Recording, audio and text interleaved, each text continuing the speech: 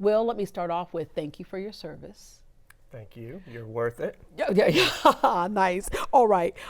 You grew up in Louisiana and Texas, but as a right. teenager decided to enlist. Why? I needed direction, a little focus, a little discipline, and my father served, my grandfather served. I wanted that to be part of my lineage as well. Yeah, but you did not know what you were going to be in for. When 9/11 happened, that kind of reinvigorated the nation in terms of protecting our freedom and standing up for freedom around the world. Where were you at that time in your service? So we were training on Fort Campbell in Kentucky, and we were on the Cumberland River, and we literally remembered or heard all the commotion that was going on, and when we hurried back to post, we found out what had happened. Yeah, you were a part of the Green Berets. That's right, Army Special Forces. Yeah, so Special Forces were, kind of had a new mission, if you will, and you found yourself in the middle of that new mission. That's right, and in fact, we found ourselves in the middle of the old mission, which was unconventional warfare. So Special Forces works as a force multiplier. We send a few guys to go and join up with a resistance force. And that was Afghanistan. That's right. Tell us about that, because we see sometimes the promotional things like see the world, have grand new experiences. Boy, did you see another part of the world. We sure did. Wasn't pleasant, but that's not what you were there for. No, we were there for justice and for service and duty. I guess what was so stark for us was the arrival of General Dostum on horseback.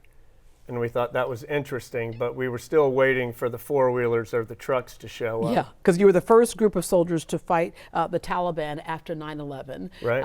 And as you mentioned, these horses showed up. And you had what experience with horses before? No horse training whatsoever. But that's part of what makes somebody who's a part of Special Forces. It's not only the training you have, but how your mind can adjust to what needs to be done in the moment. Sure, it's not worrying about what you don't have, it's using what you do have to accomplish the mission. You went 4 days. It's not like you could check into a Holiday Inn and take a shower and get a good night's rest. Right. Just give us an idea of when you're in the midst of a mission like that, what you're going through. Because I think sometimes we're out of sight, out of mind. You're over there doing stuff in the name of God and country. Sure. But just what you go through and what keeps you going. What keeps all of us going, I think, is the guy to the right and left of us. We're there for each other, first and foremost. We know we have a mission.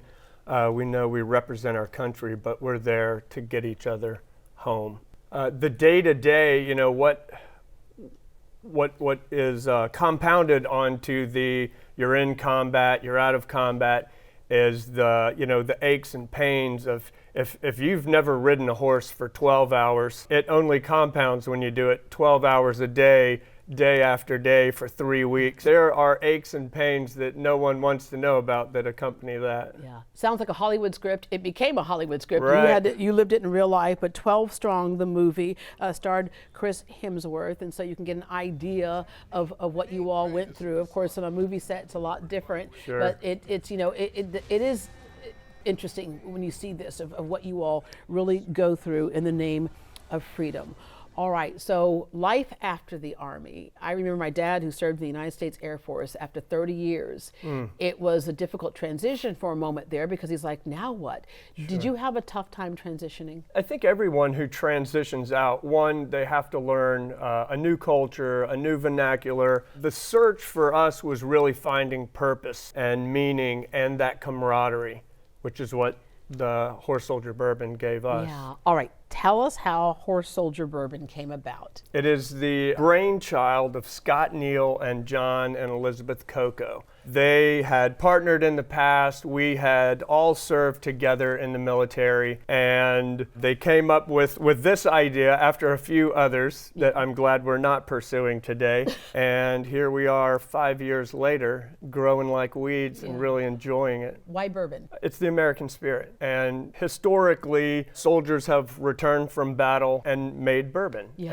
And so it just made sense for us to come back and kind of follow in those footsteps. So you find meaning throughout this entire process here. So not only the title, the name of it, but also you look at this beautiful bottle here and the design work here. And there again is the horse soldier, as we talked about before, how you became a horse soldier unexpectedly, right? Right. But also the mold for these bottles. Pretty significant. So the emblem on the front of the bottle is the America's Response Monument, which is the only monument standing overwatch at the 9/11 Museum in New York City. So when we went there for that dedication, the New York City Port Authority had kept back a portion of the steel I-beams, and they gave us one, and then we took a portion of the steel and reforged it into our bottle mold. So every bottle, every drop of bourbon is touched by ground zero steel. Yeah, yeah. And I just want to make clear, the bottle itself is not made from the ground zero steel. It's the No, mold. definitely not. Yeah. And nor is the label. A lot of people think that label is, Yeah. but no. All right, let's taste this, and we'll taste it in progression. Okay. So do I start with which one are we starting You'll with? start here? with that one right Okay, there. And that's right the there. straight bourbon. Yeah. So this is a high rye, it's 87 proof, probably one of the most balanced rye bourbons on the market. It's And there's an art to sipping. So give me the Oh, art yeah. to sipping. What do I do here? Take a breath first. So or- take a nice deep breath, maybe get a little on your palate, let it wash around, take a sip, and after you swallow, slowly exhale. So you should get sweet corn and caramel up yes. front, and then just a little spicy. It tapers off to a spicy rye finish at the Yeah, end. very good. All right, and then moving on. So to we're this going to one. move on to our wheated bourbon. Yep, the one in your hand is our small batch. It's a high wheat bourbon, and we married together 7 to 8 barrels. So lots of vanilla on this Oh, one. yeah, Very vanilla yeah. forward, a lot of baking notes, spices. Okay, and it's very smooth. It should be. Because I've had All some three. bad, I've had some bad stuff. Okay, This is not very shooting smooth. whiskey. It is definitely sipping bourbon. Yeah, don't be mixing it with stuff. All right, let me pull this right over here, and And then finally, you have really the most robust expression, and that is another wheated, and this is our barrel strength. So it is just pure bourbon right out of the barrel, unchill filtered, which leaves a lot of the resins and the richness in the mouthfeel. you know, there are a lot of people who do our wines and do our beers and things like that, but you're getting more and more women doing bourbon. Oh, sure. Women are the fastest growing demographic. There's just so many more palatable, smooth, high-end bourbons out there that it's not, we're not drinking to get drunk. We're Yeah. drinking quality. To enjoy it, right? Sure. And that's why just a little bit will do you. Sure. That's right. It All brings right. us together. Thank you so much for, again, your service, and thank you so much for bringing us our beautiful premium all-American bourbon. Well, thanks for having us. It's been a pleasure.